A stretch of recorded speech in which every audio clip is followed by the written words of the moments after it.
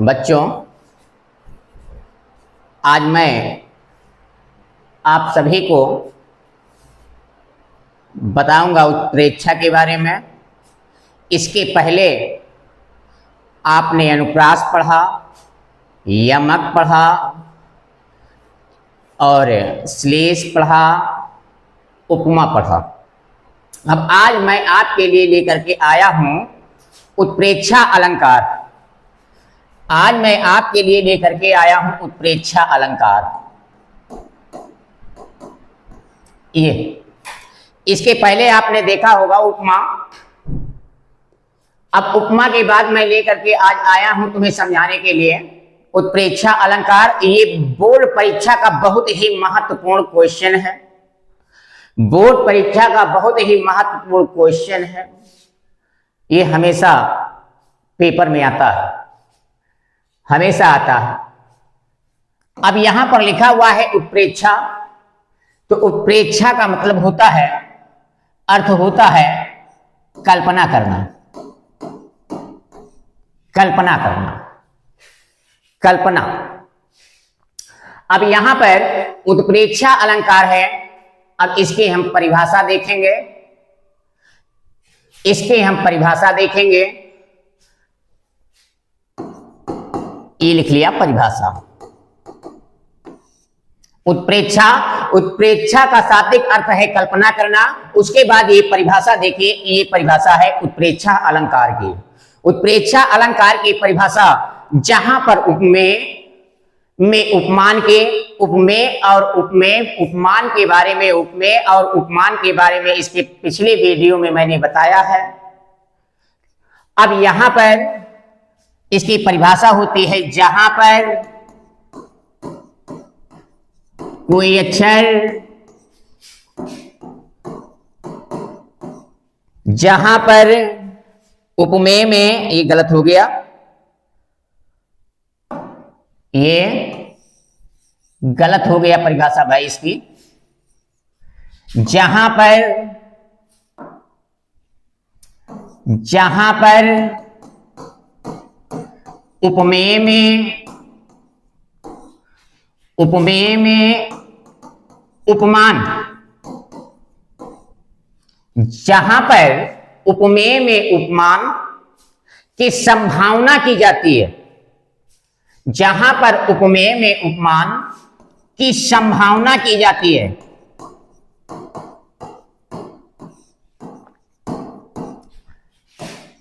या की जाए, वहां पर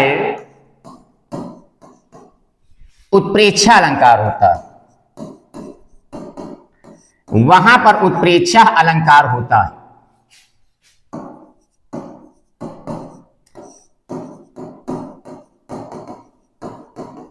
जहां पर उपमेय में उपमान की संभावना की जाए, जहां पर उपमेय में उपमान की संभावना की जाए, वहां पर उत्प्रेक्षा अलंकार होता है। अब इसको पहचानने के लिए हम पहचानेंगे कैसे? क्योंकि क्लास 10 में पहचानने के लिए आएगा, क्योंकि टिक लगाने के लिए आएगा, परिभाषा उदाहरण लिखने के लिए नहीं आएगी। तो अब इसको मैं सबसे पहले, इसको वो करने के लिए पेपर में सबसे पहले हमें ये पहचान आना चाहिए, क्योंकि पंक्तियां लिखे रहेंगे, हमें पहचान करके टिक लगाना है कौन सा अलंकार है, कौन सा रस है, कौन सा छंद है, और इनकी परिभाषाएं लिखने के लिए नहीं आएंगी, नहीं आती। अब यहां पर पहचान है इसका, जन जानो, जैसे आ जाए जन, जानो, मानु, मानव, मनु, मानव, इस तरह के आदिवाचक शब्द आते हैं। तो हम पहचान लेते हैं कि उत्प्रेक्षा अलंकार है। किस तरह? जैसे जैनु, जानव, मनु, मानव, इनको आदिवाचक शब्द कहते हैं, आदिवाचक। और इसके पहले मैंने उपमा में वाचक शब्द तुम्हें बताया था पहचानने के लिए उपमा को। अब यहां पर ये अगर आ जाए पंक्ति में तो जान लीजिए मेरा ये उत्प्रेक्षा अलंकार है। उसके बाद यहां पर जैसे हम उदाहरण लिख रहे हैं, इसे पहचानिए, पहचाने, पहचान करके तो कैसे हम पहचानेंगे? जैसे यहां पर लिखा हुआ है, अनुरागे तड़ा आगे में भानु दे, अनुरागे तड़ा आग में भानु दे, उदय बिकसी मनु मंजुले कंज करी, बिकसी मनु मंजुल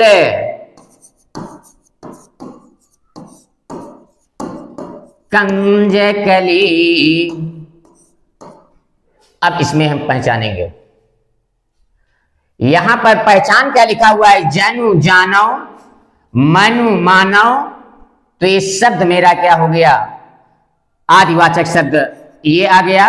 तो इसलिए हम पहचान गए ये उत्प्रेक्षा अलंकार है। यहां पर उत्प्रेक्षा अलंकार, ये उत्प्रेक्षा अलंकार है। और उसके बाद जैसे एक उदाहरण और देख लीजिए,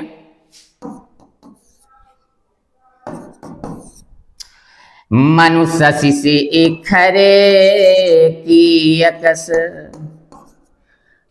मनुष्य से एक खरे की अकस,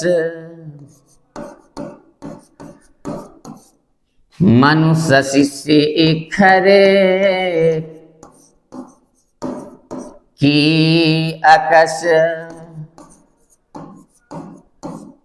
किए शेखर सत चंद। तो यहां पर इतने में ही आ गया मेरा क्या? मन। यहां पर ये मनु आ गया, इसलिए मेरा उत्प्रेक्षा अलंकार, उत्प्रेक्षा अलंकार हुआ। मनु शशि शेखर की अकस, किए शेखर सतचंद। यमक अलंकार यहां पर हो गया। इसमें मानव और इसमें मनु आ गया, उत्प्रेक्षा अलंकार है। फिर उसके बाद यहां पर हम तुम्हें बताएंगे रूपक अलंकार। इसके बाद मैं तुम्हें बताएंगे, और सुन लीजिए मित्रों, और सुन लीजिए मित्रों, संविधान के निर्माता हूं मित्रों, संविधान के निर्माता बाबा साहब भीमराव अंबेडकर ने कहा था कि शिक्षा वो शेरनी का दूध है जो पिएगा वो दहाड़ेगा, और इसके आगे एटम बम फेल है शिक्षा के आगे। अब हम बताएंगे तुम्हें रूपक अलंकार।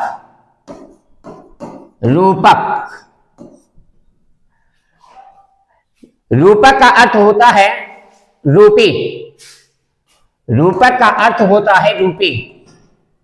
अब इसकी परिभाषा हम देखेंगे, अब इसकी परिभाषा हम देखेंगे रूपक की। जहां ये इसकी भी परिभाषा सेम वैसे है, केवल थोड़ा से अंतर है, थोड़ा से अंतर। उत्प्रेक्षा, उपमा, रूपक की परिभाषा में सिर्फ केवल थोड़ा सा अंतर है, और तीनों परिभाषाएं एक ही तरह हैं। जहां पर उपमेय में उपमान के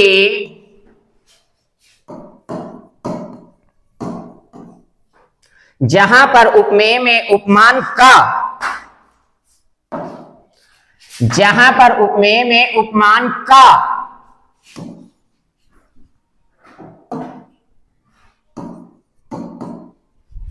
भेद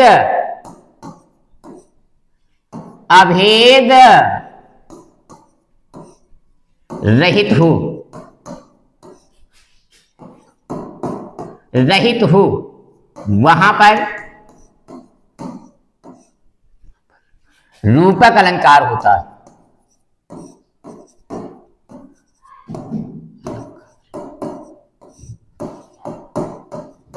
होता है।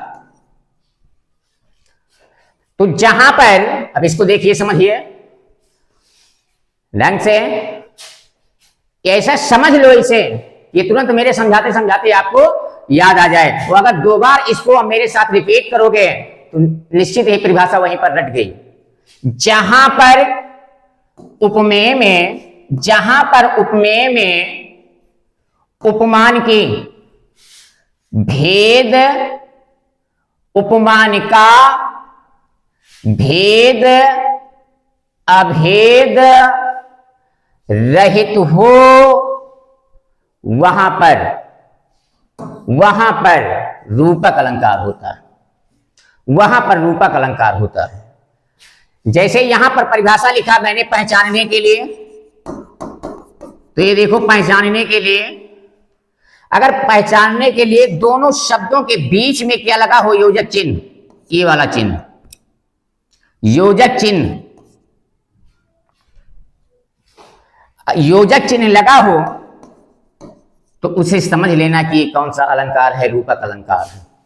क्योंकि आपको पहचानने की जरूरत है, पहचान करके तुम्हें निशान लगाना होगा, टिक लगाना होगा। अब यहां पर क्योंकि परिभाषा लिखने के लिए नहीं आती, अब यहां पर जैसे उदाहरण यहां पर इसका लिखा मैंने, जैसे पहचान करके मैं बता भी रहा हूं आपको। जैसे यहां पर लिखा हुआ चरणे कमल बंतो हरिराई,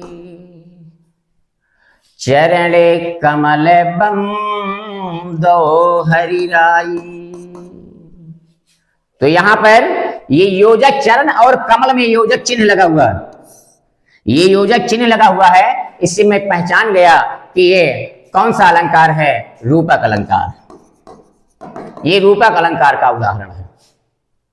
फिर जैसे यहां पर मैंने दूसरा उदाहरण भी दिया, इसके पहले भी दिया था इसी को, अनुराग तड़ा आग में भानुदय,